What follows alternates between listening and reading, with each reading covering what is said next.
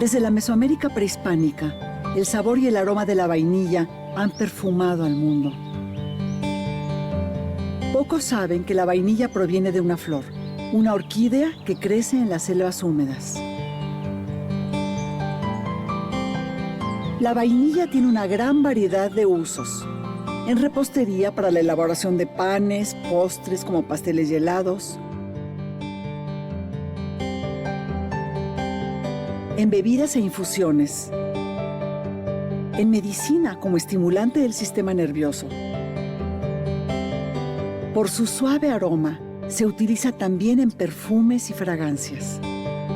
A pesar de que en México se le dio un uso ancestral, hemos dejado de ser por mucho los principales productores de esta especia, imprescindible y deliciosa. Basándose en técnicas originales y con el apoyo de la ciencia, comunidades de diversos estados intentan reactivar su cultivo y explotación de manera sustentable.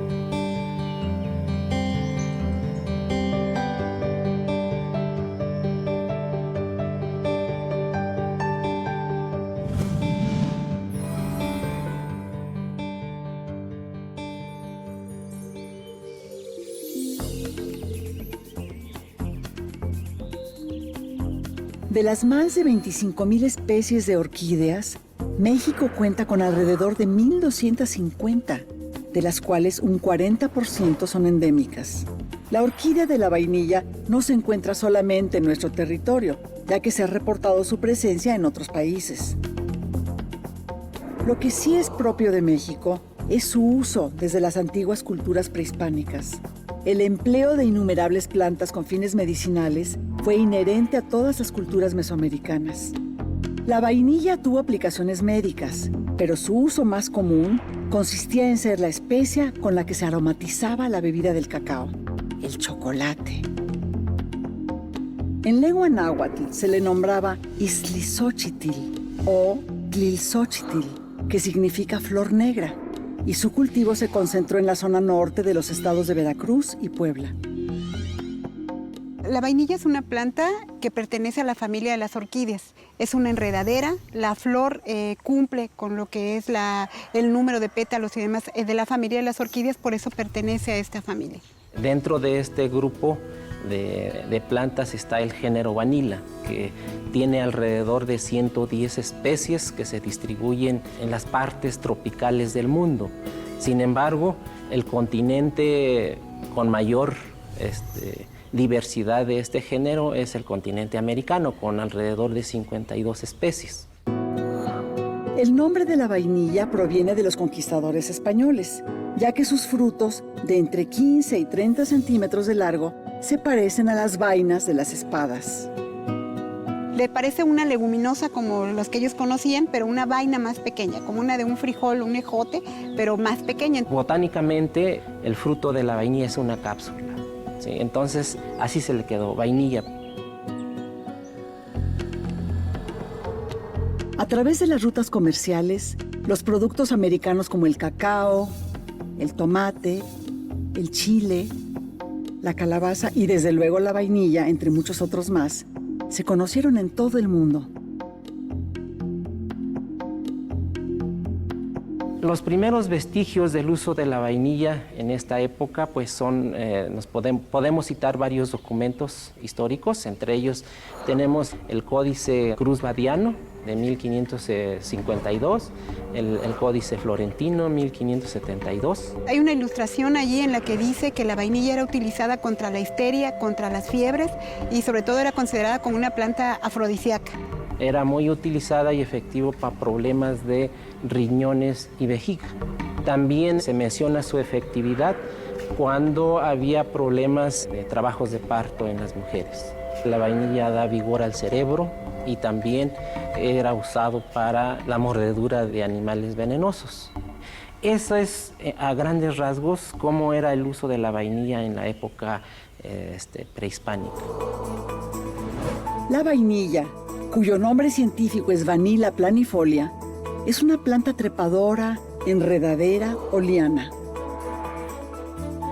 Como la mayoría de las orquídeas, se caracteriza por ser una planta epífita, que significa que trepa por los árboles para alcanzar la luz solar y captar los nutrientes de la humedad y el aire.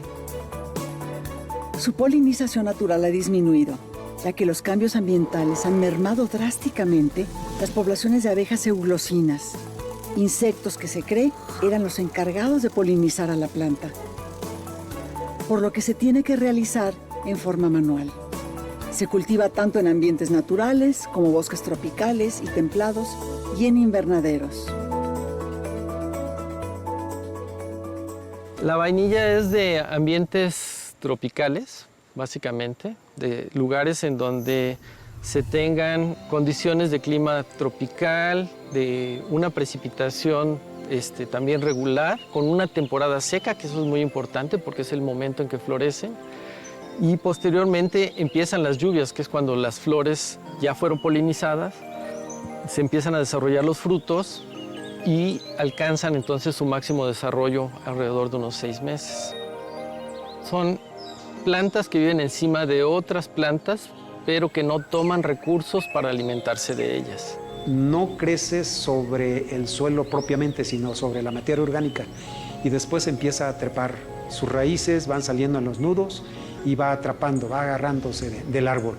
Únicamente encuentran encima de las otras plantas que normalmente son árboles las condiciones adecuadas como climáticas o de nutrientes para poder subsistir. Puede crecer hasta 30 metros y la floración se presenta pues, en la parte axilar, en las partes terminales de la vainilla. La floración de la vainilla es un evento muy especial porque la flor abre a las 7 de la mañana y a las 12 del día se va a deshidratar. Lo cual significa que esos son los periodos en los cuales pueden ser o visitadas por los insectos que las polinizan o el hombre aprovecha en las plantaciones para poder hacer la polinización manual. Entonces, si no se poliniza ese día, pues ya no se pierde la oportunidad. Y ya nunca más vuelve a florear hasta el próximo año, que viene la floración, que es en el mes de marzo hasta mayo podemos encontrar floración. Varía, dependiendo de las condiciones climáticas. Entonces abre esta flor, es polinizada a mano, como habíamos dicho, y a partir de ese momento se empieza a formar un fruto que va creciendo el ovario de esta flor y durante 9 meses se tiene un crecimiento hasta que se llega al momento de la cosecha. Las vainas entonces que se logran son como un ejote, son verdes y tienen que pasar a un periodo de beneficio o de secado, otros 4 meses más, hasta que se van desarrollando en ellos los elementos aromáticos que son propios de la vainilla.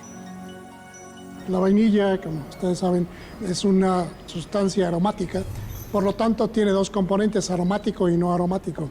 El aromático es lo que percibimos a través de los olores, no aromático lo percibimos a través del gusto. La combinación de olor y gusto es lo que conocemos como sabor.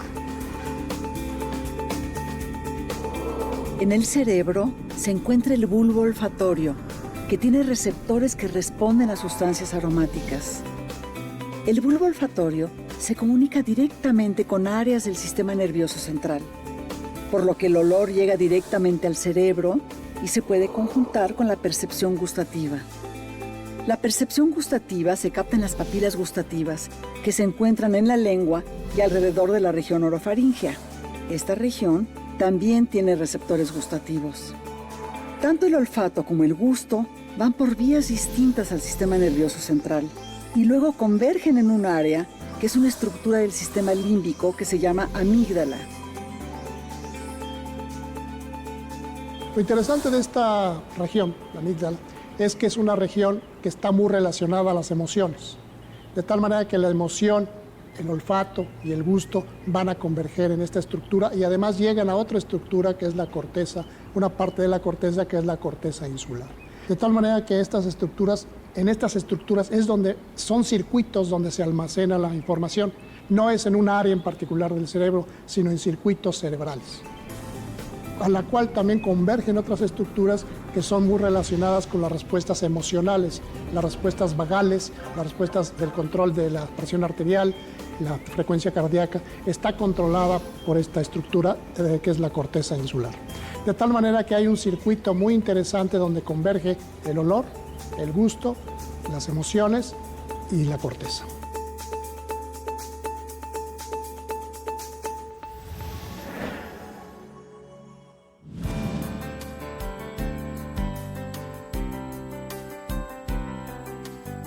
¿Qué se necesita para el cultivo? Primeramente, establecer árboles tutores, árboles sombra, más o menos parecido a lo que es el agrocultivo del café.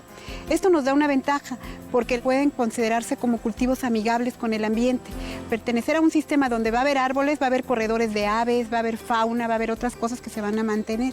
Entonces, básicamente ese es el crecimiento de la vainilla. Puede crecer en el bosque natural o se deben establecer árboles tutores para que pueda crecer. La flor de la vainilla, al igual que todas las orquídeas, está compuesta por 3 sépalos y 3 pétalos. El pétalo central generalmente es más grande y diferente en estructura y color que los otros 2 y se llama labelo. En el interior de los sépalos y pétalos está la columna que contiene los órganos femeninos o estigma y los masculinos llamados polínea. Entre esos 2 órganos existe una membrana que evita que se autopolinice la flor. La polinización es muy importante hablar de ella también porque se perdió el insecto polinizador natural, quizá porque se perdieron los bosques alrededor, quizá porque fue confundido con una plaga, pero la abeja que era de la tribu que es eulocina se perdió. Entonces, cada fruto de vainilla es hecho a mano por un productor. Por eso el alto precio también de su cultivo. La segunda especie más cara después del azafrán.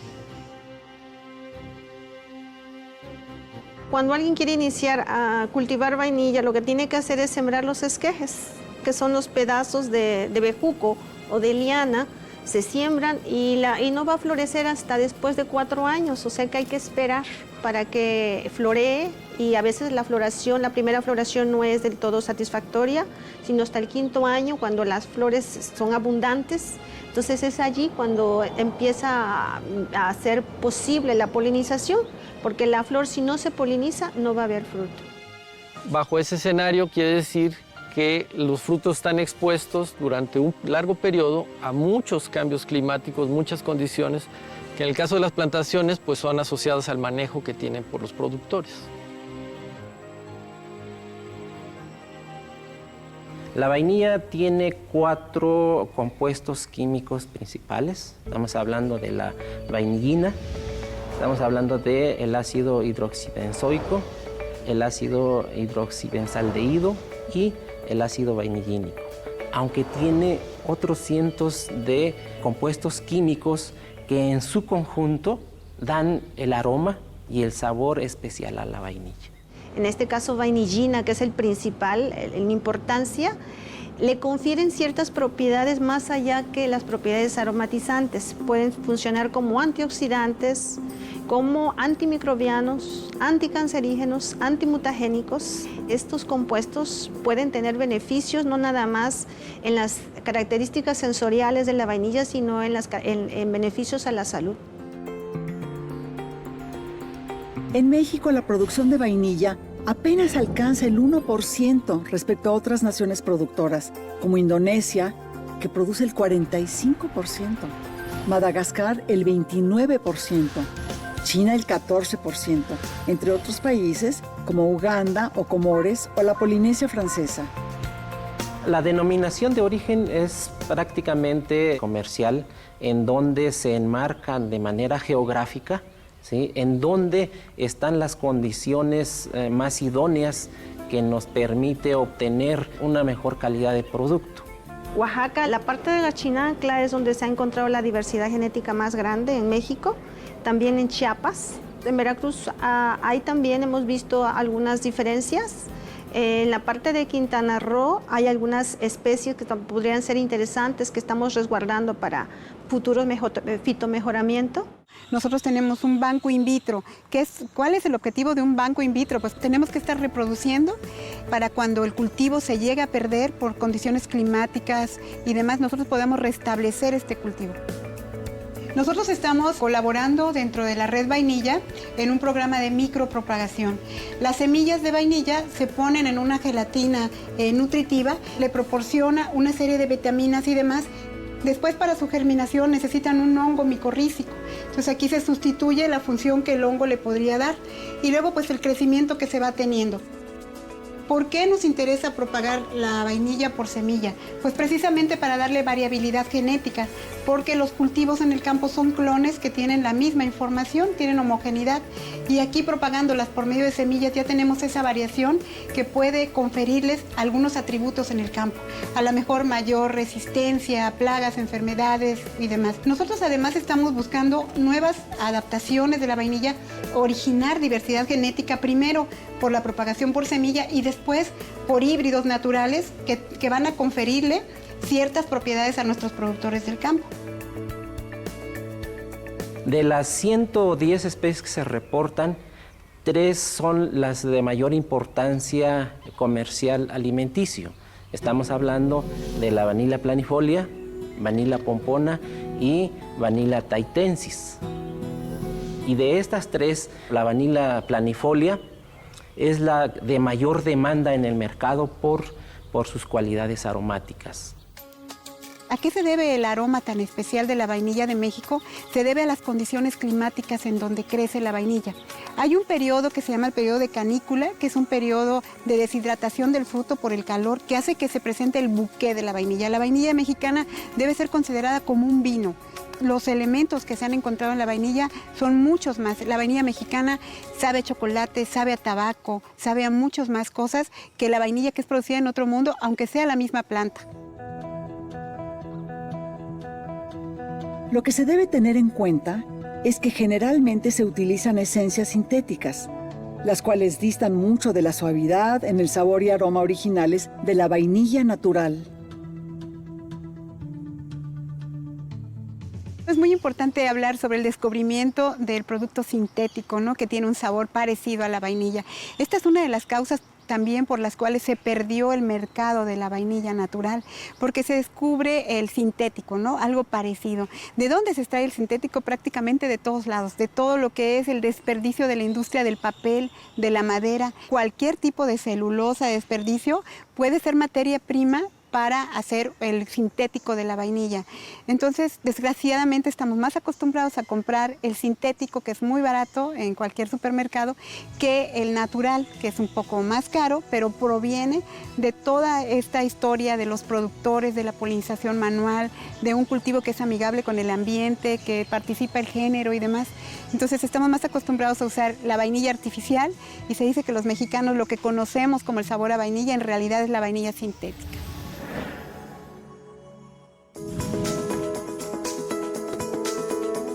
En nuestro país existe la llamada Red Vainilla, conformada por un grupo multidisciplinario de científicos que se dedica a incentivar su estudio y su cultivo. Sus planes básicos consisten en la conservación, mejoramiento y aprovechamiento sustentable de la vainilla.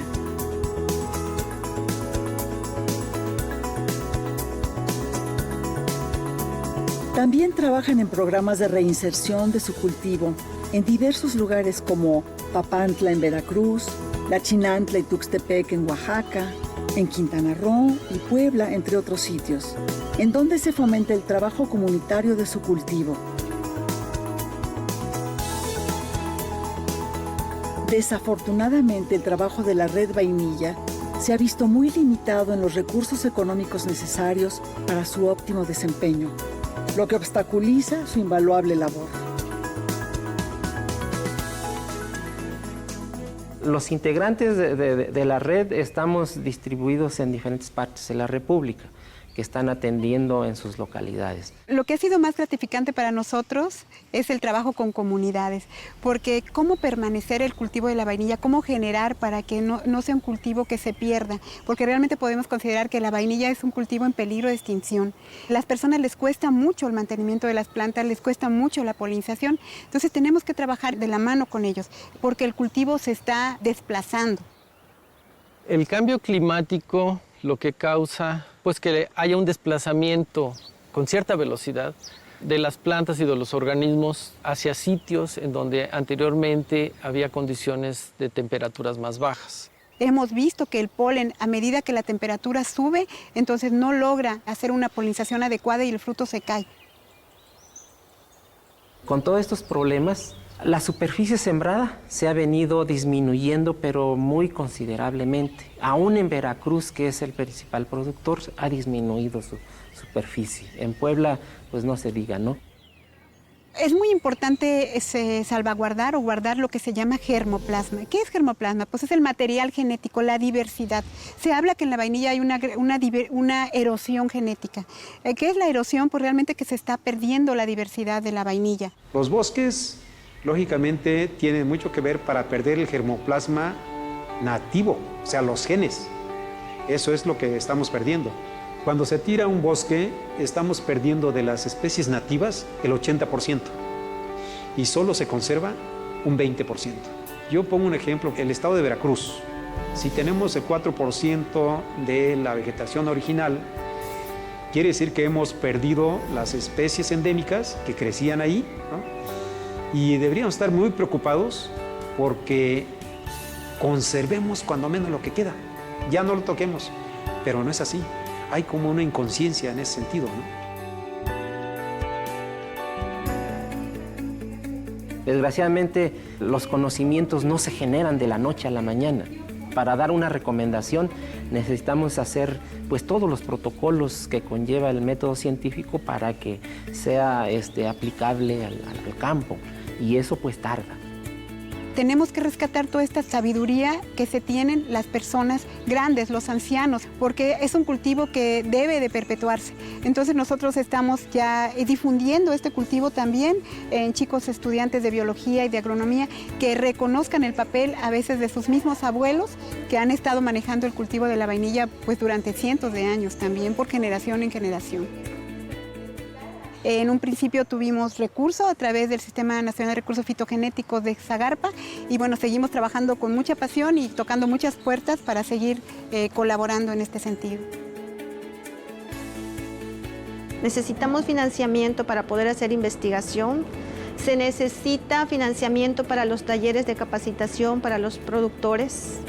Nosotros aprendemos mucho de ellos, necesitamos generar foros donde ellos puedan compartir sus experiencias, donde ellos puedan crecer, donde nosotros podamos aprender de ellos y nosotros también poder ver qué podemos mejorar. Y que este cultivo sea de calidad orgánica para que entonces podamos competir por calidad. Quizá no podamos ya por cantidad, pero yo creo que este es el camino.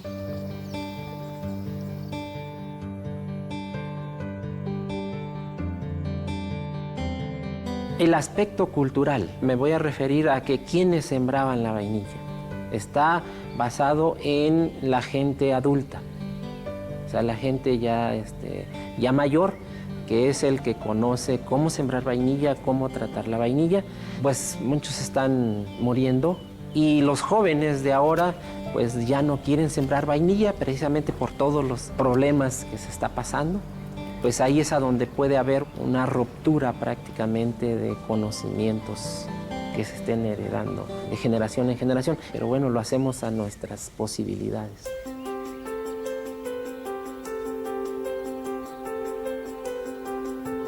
Esencia fundamental de nuestra cultura, la vainilla representa uno de los más notables dones que México ha regalado al mundo. Si bien existen grupos de científicos que se han volcado en su estudio y protección, además del entusiasmo de muchas comunidades que lo producen, la vainilla se ve amenazada, entre otras causas, por el cambio climático. Muchos especialistas coinciden en considerarla ya en peligro de extinción. No debemos de permitir que esto suceda. Hay que incentivar su cultivo y explotación sustentable y promover el consumo de la vainilla natural. Sería imperdonable perder esta emblemática planta, por lo que debemos luchar por su protección. Su cultivo requiere de mucho tiempo, cuidado y paciencia para obtener las delicias de la vainilla, el sutil sabor del fruto de una orquídea.